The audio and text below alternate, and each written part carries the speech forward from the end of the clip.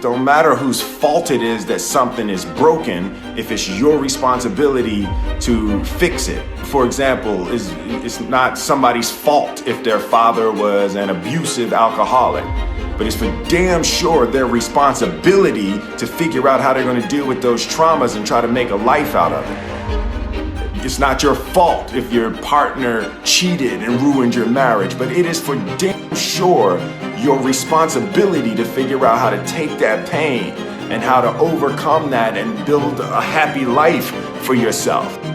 Fault and responsibility do not go together. It sucks, but they don't. When something is somebody's fault, we want them to suffer. We want them punished. We want them to pay.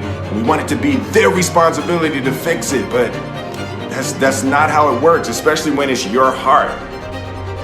Your heart, your life, your happiness is your responsibility and your responsibility alone.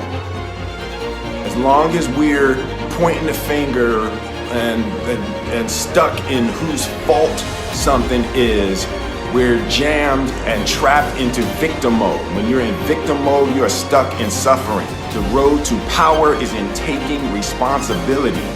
Your heart, your life, your happiness is your responsibility and your responsibility alone.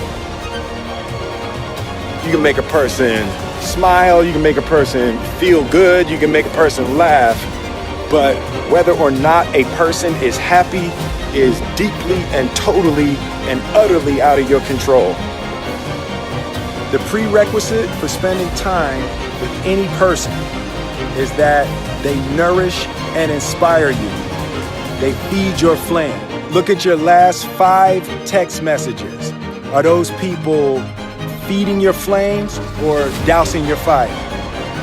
Put your phone down for just a second and look around. Look to the people around you.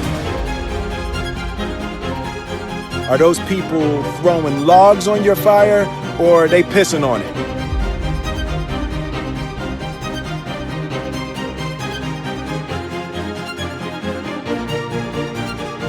I want my life, I want my work, my family, I want it to mean something. And it's like, if you are not making someone else's life better, then you're wasting your time.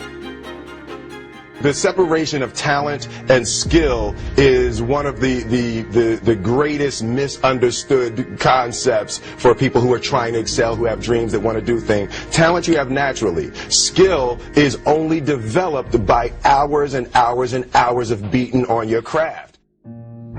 You don't try to build a wall. You don't set out to build a wall. You don't say, I'm going to build the biggest, baddest, greatest wall that's ever been built. You don't start there. You say, I'm going to lay this brick as perfectly as a brick can be laid. There will not be one brick on the face of the earth that's going to be laid better than this brick that I'm going to lay in this next 10 minutes. And you do that every single day. And soon you have a wall. And soon you have a wall. And I think psychologically, the advantage that gives me over a lot of people that I have been in competition with in different situations is it's difficult to take the first step when you look how big the task is.